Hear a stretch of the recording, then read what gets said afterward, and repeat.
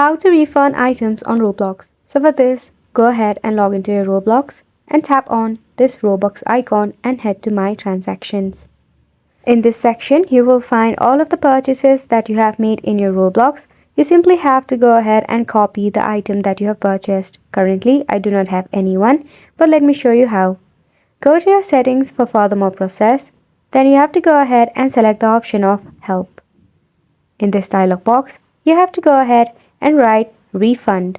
You can even write Refund an item or simply leave it as Refund.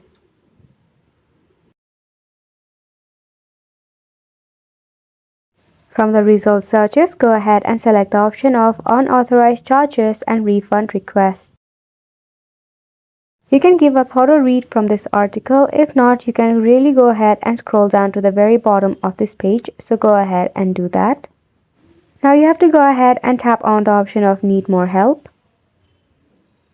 So right here you have to fill the form regarding your contact information and issue details. You can select the device that you are currently using. Also, in the help category, you have to go ahead and select the option of purchase using Robux or something like that.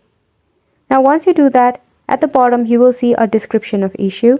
In this box, paste the detail of the purchase item that we copied from the transaction section.